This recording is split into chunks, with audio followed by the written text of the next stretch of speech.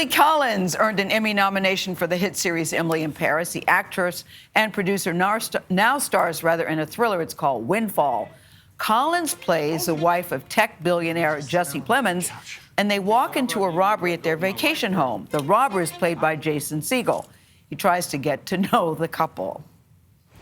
Him I've read plenty about. But you, I mean, you're a mystery, so why don't you start? My favorite color is black. I can tell. What's this tattoo you're getting removed on your foot? How about you stop looking at my wife's feet? Yeah? It was nothing. The tattoo was nothing? That was one of the ugliest tattoos I've ever seen in my life. Yeah, I know you've made that pretty clear. Lily Collins joins us first on CBS Mornings. Good morning to you, Lily Collins. Good morning. Let's talk about this movie because we've been talking all morning about the twists and turns, and it certainly takes that. But you're married to a tech billionaire. To put it very kindly, he's really a bit of a douche canoe. Oh, I love that. Yes. Isn't that good? A bit of a douche canoe. It's a bit of a douche canoe.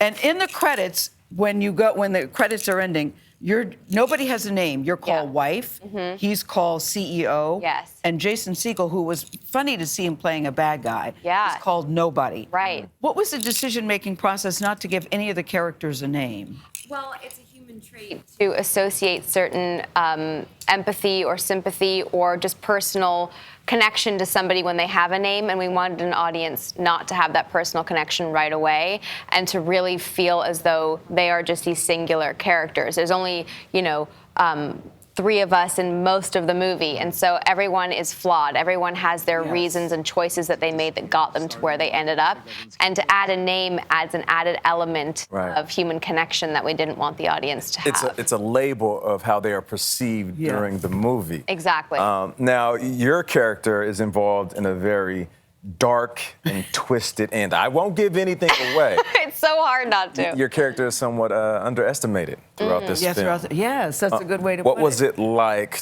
to have that type of ending without giving anything away? Well, it's interesting. This is a character that's very undermined, silenced, quieted, and underrated almost at the beginning by these 2 very heavy male-driven ego energies. And to play a character like that is... has a trajectory, shall we say, that ends up where she does. It was an interesting thing as an actor because you don't want to just come across as someone that's in a scene but silent and doesn't have much to do. But in those quiet moments, there's so much that she's digesting, and you want to get to the end and be able to backtrack and have these moments where the audience can clue in on certain moments where things are percolating and she's thinking about things, and to have such a downward trajectory and an upward spiral. And I mix those words up because it is a trajectory and a spiral at the same time. It's an interesting thing. It's also a good commentary, I think, on income inequality. Could you talk about that for a second? Because this couple, they are so obnoxious, especially your husband. They are so obnoxious that when he's negotiating for the ransom, about the payment that he wants, you both say, well, that's not enough. He asked for $150,000. You both of you say, nope, that's not enough. I've never seen anything like that before. So it's laugh out loud funny in the middle of this drama. There had to be this kind of dark comedic undertone to something like this because I think it does keep you on your toes, but it also does speak about the haves, the have-nots, the disparity of wealth, and when you're so in that bubble and in your own world, you can be completely oblivious to someone else's perspective. And there is this sparring between CEO and wife that you need to see in order to understand their relationship or lack of relationship that then leads to where it leads. But it touches on a lot of different themes that I think are very relevant to today's world in a way that is relatable, grounding, but also comedic and outlandish. Now, I think it's safe to say you were sleeping with the director, who also happens to be your husband now. She's not a tramp. That was her. You guys were engaged at the time. We were engaged. You were engaged at the time when you were filming. And so I wondered what it was like for you, because he is your significant other, and he's directing you in a role.